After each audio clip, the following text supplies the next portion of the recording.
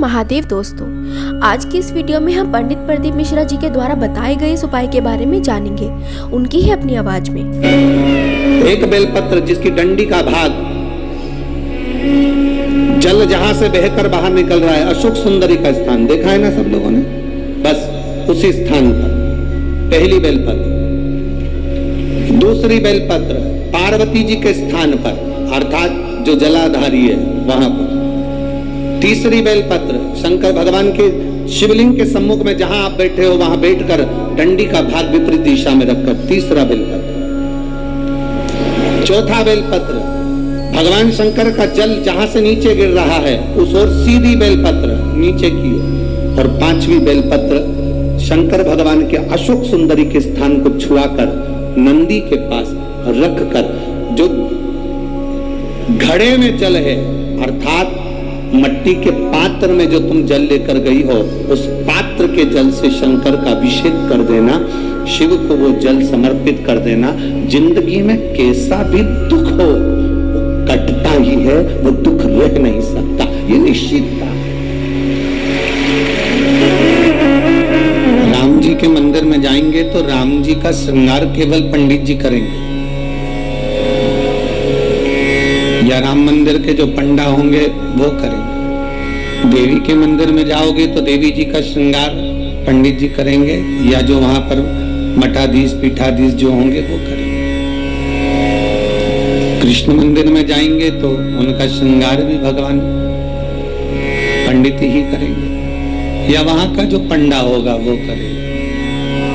पर पूरी दुनिया में केवल एक देव महादेव ही एक ऐसे हैं कि जिस मंदिर में जाओ लोटा भर के पानी चढ़ाओ और तुम्हारी मर्जी पड़े जैसा श्रृंगार करे। शंकर कहीं भेदित नहीं है, शिव कहीं भेद नहीं है।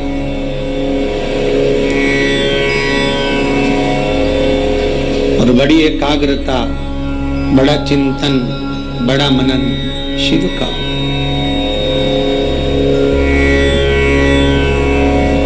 सब दूर जाकर झोली फैलाकर कहना पड़ेगा कि हमको ये दे दीजिए। शंकर के पास जाकर झोली फैलाकर कहना नहीं पड़ेगा कि हमको दे दीजिए। केवल अगर आप शंकर के चरणारविंद तक पहुंचे हो या शिव महापुराण तक कभी भूल से भी आप पहुंच गए हो तो ये आप आने वाले नहीं हो, आपकी सामर्थ्यता नहीं है कि आप शंकर के करीब पहुंच जाएं, शिव महापुराण तक पहुंच जाएं। ये तो स्वयं शंकर को कोई करुणा करना होगी, शंकर को कोई दया करना होगी, कुछ कृपा करना होगा।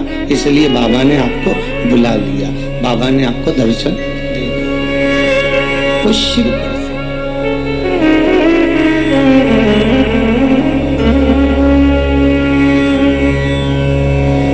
शंकर के दरवाजे पर जाकर अब कुछ मांगना भी मत, वो तो खुद दे देगा। बस जाकर बोल देना कि बाबा ऐसी बात है।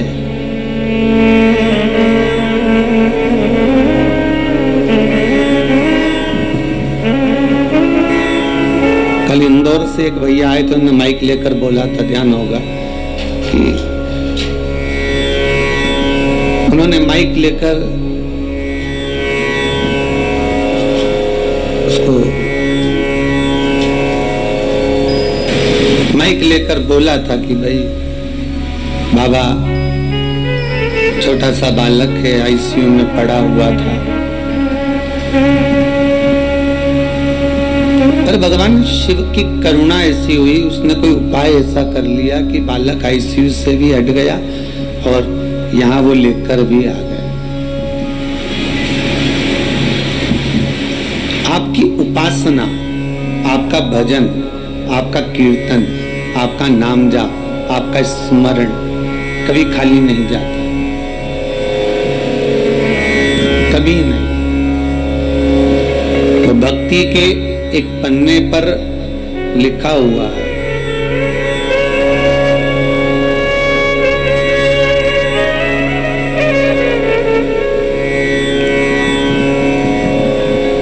देवराज नामक का ब्राह्मण शिव महापुराण की कथा कहती है। 24,000 श्लोक इस शिव पुराण में है, 12 खंड हैं, 7 संहिताएं, उसमें देवराज का जो चरित्र है, जो देवराज पहले तो सत्कर्मी था, भजनावली था, भगवान की भक्ति में डूबा हुआ था, भगवान का स्मरण में डूबा हुआ था, भगवत नाम में डूबा हुआ था, पर वही देवराज भगवत कर्म से वंचित हो गया केवल संगत के कारण। निवेदन है, ताली, थाली और प्याली, ये तीन मित्र मनुष्य को बर्बाद कर देते हैं।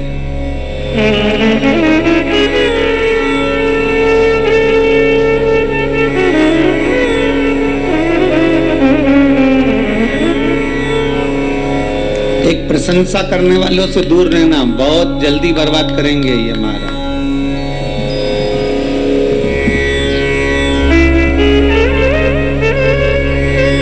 बहुत जल्दी हरा सकते हैं आपको। फिर थाली मित्र, होटल में खिलाने वालों से सावधान रहना, पहले अपना पैसा खर्च करके तुम्हें खिलाएंगे, फिर पूरा चूना तुमको लगा जाएंगे। तीसरा है प्याली मित्र, मित्र को पीना याद नहीं, अपने पैसे से पीना सिखाएंगे, फिर उसके पैसे से पूरी जिंदगी पिएंगे। ताली, थाली, प्याली, ये तीन मित्र बर्बाद करने वाले हैं। इन मित्रों से बचना बहुत कठिन है महाराज, बहुत कठिन।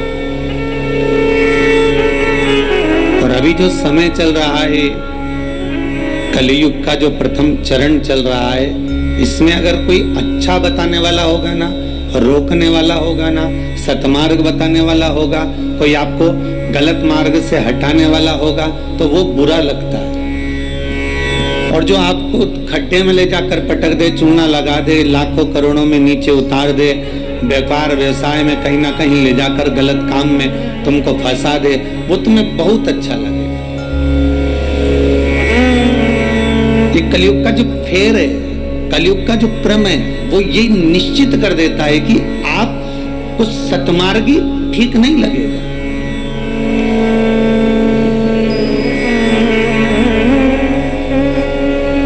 इस व्यासपीठ से कितने उपाय बताए जाते हैं, हर चीज का उपाय है और लोग कर भी रहे हैं और फायदा भी है, पर उस उपाय को कई लोग ऐसे हैं कि करते ही नहीं है।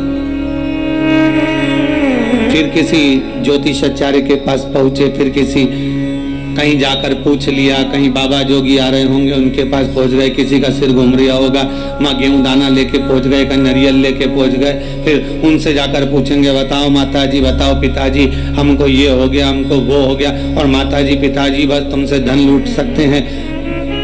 बताएं क्या? जो शिव है नजदीक में, जो शंकर है करीब में, जो शिव विराजमान है तुम्हारे भीतर, स्वयं जिसकी आराधना राम कर रहे हैं, जिसकी आराधना कृष्ण कर रहे हैं, जिसकी आराधना देवी कर रही है, दत्त कर रहे हैं, और सारे मंडल, नवग्रह, 16 मातृका, पंचलोकपाल, जितने भी देव हैं, 33 कोटि देवता जिसकी आराधना कर रहे हैं, वो शंकर की आराधना करने में अपना क्या जाता है?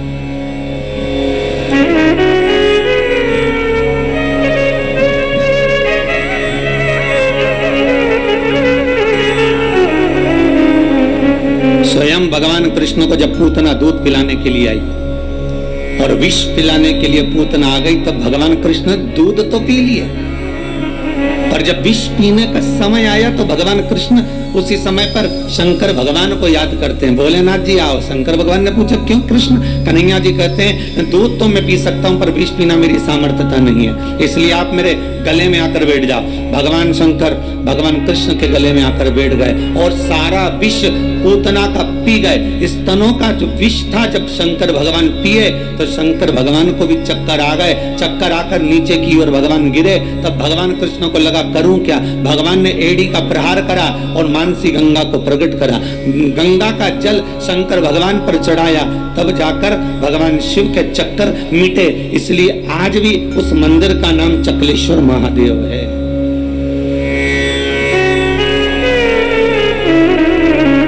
गोवर्धन नाथ जी की परिक्रमा में पड़ता है चकलेश्वर महादेव।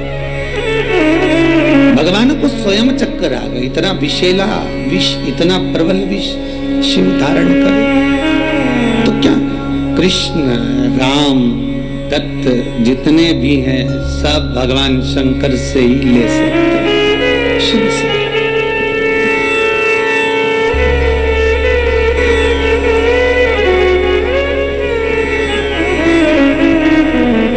और कभी खजाना कम ना होता उसके दरवाजे का, वो लुटाता रहता है। अंबारियों में लुटाया उसने।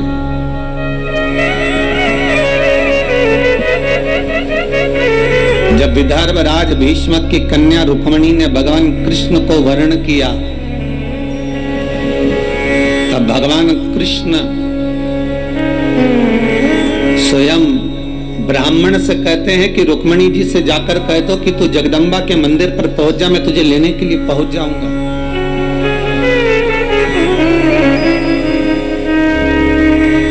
क्योंकि भगवान कृष्ण जानते हैं एक शंकर का मंदिर और एक देवी का मंदिर, ये दो मंदिर के दरवाजे कभी बंद नहीं होते,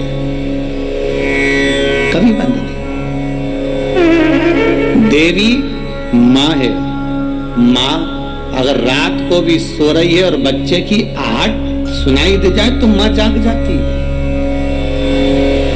माता का दरबार, माता का मंदिर कभी बंद नहीं होता। हाँ, माता जी का श्रृंगार वगैरह थोड़ा बहुत करना हो तो भले थोड़ी देर बंद कर दे, पर माता का मंदिर बंद नहीं होता। कभी जाना वैष्णो देवी, रात भर दर्शन चलते हैं।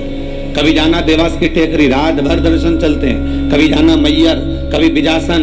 तुम जितने देवी के मंदिर में जाओगे, चाहे मनसा जाओ, कामाख्या जाओ, चाहे चिंतपूर्णी, नैना, ज्वाला, सारे मंदिरों में रात भर दर्शन होते हैं। क्यों? क्योंकि माँ अपने बच्चों को जागता हुआ देखती है तो माँ सो नहीं सकती। एक जगदम्बा और एक शंकर। शंकर का मंदिर भी कभी बंद, हाँ ये चोरों से बचाने के लिए भले मंदिर में ताला लगा दिया जाए, पर शिव का मंदिर भी बंद नहीं होता। तो शंकर का मंदिर क्यों नहीं बंद होता? तो शंकर भगवान की कथा कहती है क्योंकि शंकर शमशान में निवास करते हैं। शमशान का गेट काहे को बंद करेंगे? वहां कौन आ रहा है? वहां तो कभी भी आ सकते।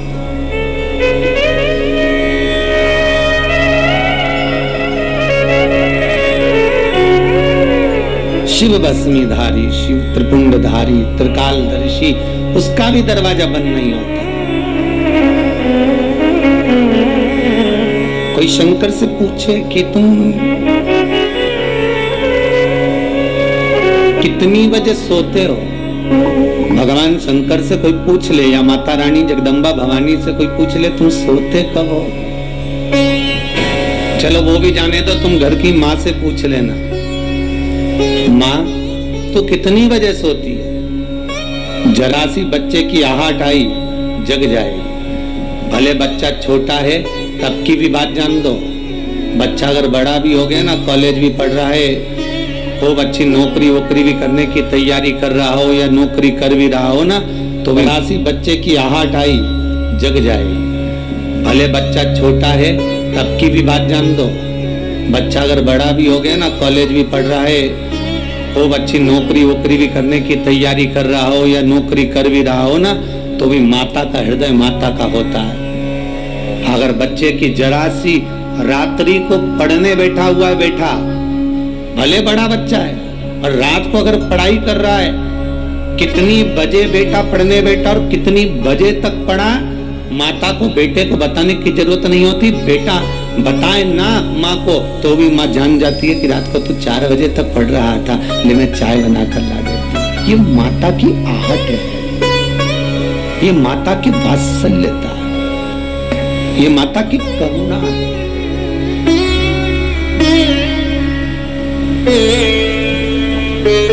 और बेटे का यदि मुख उतरा हुआ हो तो माँ जान जाती है कि आज कोई बात है, पूछेगी क्या हुआ, कुछ नहीं, कुछ तो है।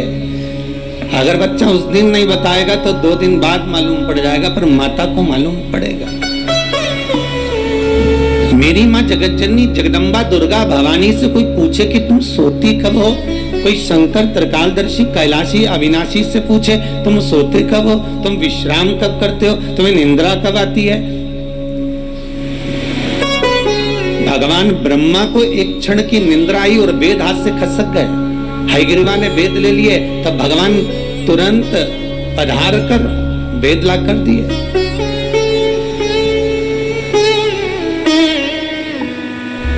भगवान विष्णु 4 महीने के लिए सोते हैं, तब बढ़िया चकाचक उठेंगे। दत्त भगवान भी सोते हैं। सारे 33 कोटि देवताओं के सोने का श्रृंखला लिखी हुई है कि कौन देवता कहाँ कितने समय के लिए विश्राम करता है, कितने समय के लिए आराम करता है, कितने समय के लिए कौन सा देवता कब निंद्रा ग्रहण करते हैं। ये सब कुछ शास्त्रों में लिखा हुआ है, पर एक देव अधिदेव महादेव के लिए कहीं नहीं लिखा कि शंकर भगवान कितनी घड़ी, कितने पल, कितने क्षण सोते हैं। एक शिव के लिए और एक जगत जननी जगदम्बा अम्बा माता पार्वती के लिए कहीं नहीं लिखा कि ये सोते हैं। गणेश जी का भी विश्राम लिखा है कि गणेश जी भी विश्राम करते हैं। कार्तिकेय का विश्राम लिखा है, कार्तिकेय विश्राम करते हैं। शंकर भगवान की कन्याएं जया, विषहरा, शामरीवारी, दोतली, देव, इनका भी लिखा है, इनका भी वर्णन लिखा है। जया, विषहरा, शामरीवारी, दोतली और देव, ये 5 कन्या शाम को ठीक प्रदोष काल के समय पर विश्राम ले लेती है। इसलिए प्रदोष काल के समय, जैसे सूर्य अस्त होने का जब समय आने लगता है, प्रदोष काल जब आने लगता है, तब शंकर जी के ऊपर जो जलाधारी लगी रहती है, जिसमें से बूंद बूंद पानी गिरता है, वो जलाधारी को हटा दिया जाता है।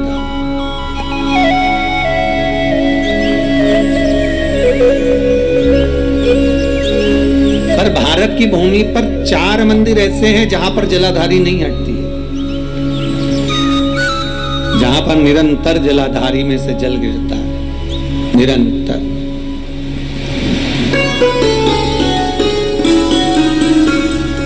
प्रदोष काल के समय जया, विषहरा, शामरीवारी, दोतली जो शंकर भगवान की कन्या है, ये भी विश्राम कर लेती है।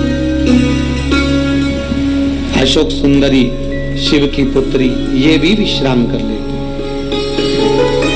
पर अगर विश्राम नहीं करते तो शिव, किसी ने पूछा सारी दुनिया आराम करती है, आप विश्राम करते हो। आपको अगर हमारी वीडियो अच्छी लगे तो हमारे चैनल को सब्सक्राइब करना ना भूलें।